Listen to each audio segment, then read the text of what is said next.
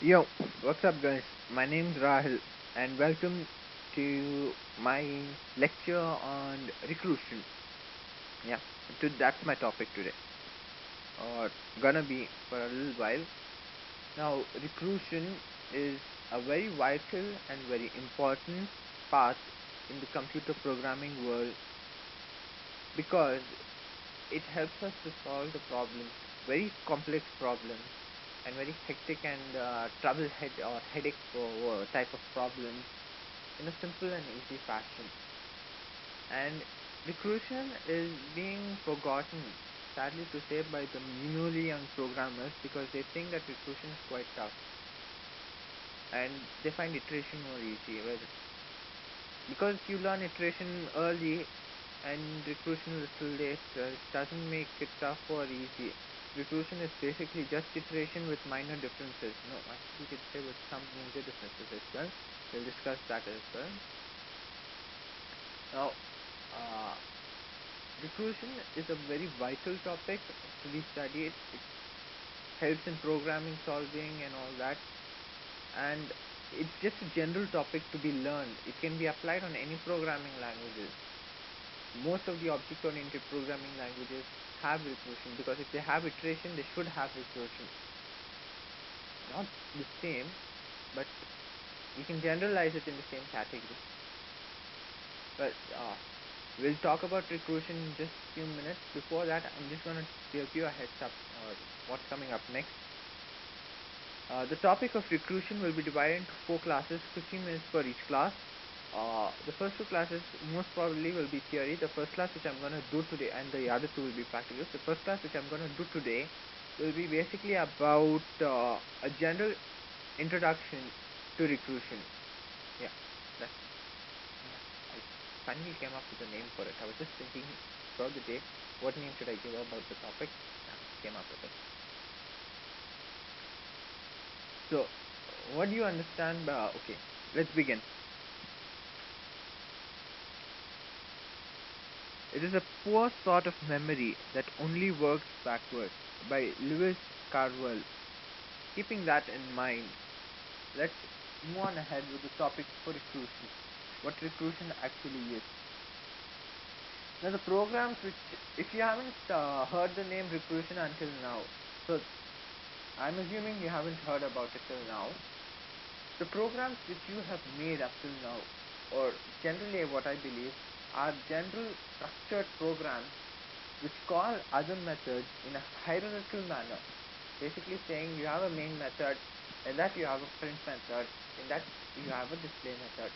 Main method calls print method calls display method. So like M, P, D. That's what I'm saying. They come in a hierarchical manner. Now that's useful, very good. Now recursion is something similar to that, but as well as a little bit of difference is that a recursion or a recursion is a process wherein which a method calls itself by its own, by a recursive call, and such method are known as recursive methods. This is not a very high-fi definition. This is just a basic general overview of how you understand recursion. Now, that's the basic part you need to get in mind. What is recursion? Recursion is something that calls on its own and has a recursive method. Now I'll explain what recursion is in detail. Recursive problem solving approaches have a large number of elements in common. When a recursive method is called to solve a problem, it actually is capable of solving the simplest case of the problem, or we call the base case of the problem. Say you have a problem like you want to print something, not print something, you want to calculate something, and the calculation is quite hectic. So you use recursion. What is recursion? A way in which a method calls itself. So I'll teach you how to you call a method on your own. For example, just assume that the method is called upon its own. Then Recursion, what it does is it divides the problem into two equal halves. And what are those two equal in that so that it can come up with the simplest case or the base case. Now, what are the two halves that it divides into? One is a known half and one is an unknown half. Basically, coming to the point, recursion, it is a way in which it divides the problem into two parts. One is a known part and another is an unknown part. And the unknown part is assumed to be the similar type of the original part or a similar case of the original part in a smaller scale. Like the problem has been simplified to a small scale, or the problem is somewhat similar to the problem, the unknown part. Since the known part can be solved out easily, it's kept aside. Then the unknown part, if we can solve it out, the unknown part is again divided into half. One is a known part and the other is an unknown part again of the simpler type. Say is the unknown part this time is the similar as the known part, then it is known as a base case. Once the recursion method comes across the base case, it terminates and it returns every single thing that it collected from beginning. That is the first known part, then the unknown part, known part together, and returns to the caller. That's what basically recursion is. Now, the recursion step executes while the original method call is still active. That is still not finished executing. For example, I call method A, method main calls a recursive method R. Then the recursive method R calls is again called by display method, and the display method calls again the recursive method. So the recursive method from the main is executing, and from the recursive method is going to the display, and the display is again calling the recursive method. So there's still a recursion going on. It's still executing. So until it executes from one point, it will not go back.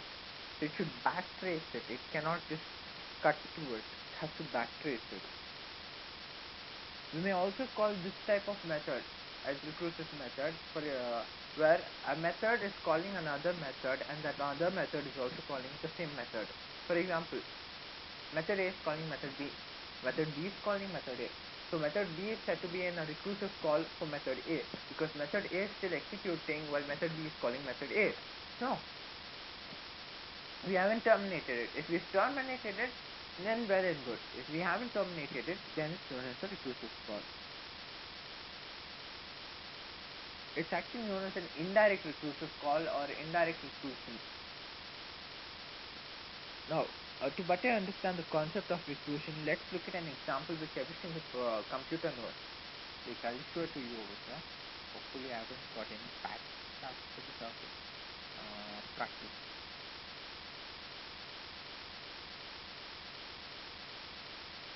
Now, the recursive definition of a directory on a computer normally stores related file, and on the other hand, I guess it's better if I not show anything. It's a little bit of embarrassing to show anything right now. Okay, back to the topic. Computer normally stores related files in a directory. Agreed. We all know that. Now, a directory can be either empty, has contained files, or other directories, commonly called as subdirectories. Now, in that subdirectories, there can also be files and again directories. So, what a recursive method does, it goes up till the point where it does not find any files or subdirectories and terminates over that. Basically saying, it finds a directory, main directory. In that, it goes and finds a few files and another subdirectory. In that, it goes and finds another few files and a subdirectory. In that, it goes, it just finds a subdirectory. In that, it goes, it finds files and it doesn't find a directory. So in that, finally, it ends over there because that's the base case. It doesn't have to divide the problem into unknown halves. For example, the first part, let's just take the main directory. It goes inside. It divides the problem. and it sees the problem. It sees a few files. It does not care what to do. Say we've given some general instructions to print the file. It prints the file. That's the known part. But we don't know the unknown part. That's a subdirectory. Now, is the subdirectory a smaller version of the directory? Isn't it a smaller version of the problem? So, it goes inside that and it divides it into another two halves. It sees which half is known and which half is not. First, it checks for the base case. If nothing's inside there, it terminates. But there are some files over there. So it goes in, it does what it does, prints the files and it sees the subdirectory. Now the subdirectory is again the smaller version of the subdirectory, smaller version of the subdirectory, smaller version of it. It goes inside, it finds the subdirectory, which is again a smaller version of the subdirectory before it. So it goes inside of that and it finds this file. That's it. That's the base case. It does not find the unknown part. So it finds the base case, the simplest case as possible, which it knows how to execute.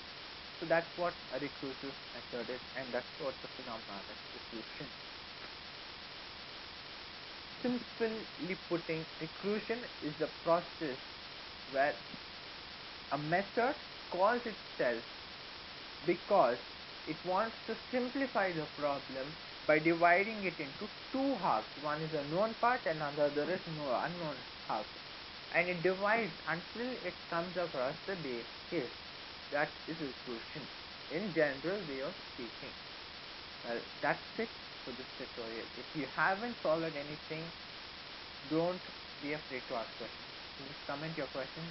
If I can, I will try to answer them to my best capability. Thank you and ciao. And see you in the next tutorial. Next tutorial will be most probably I'll be doing something little more in specific rather than in general. I see you.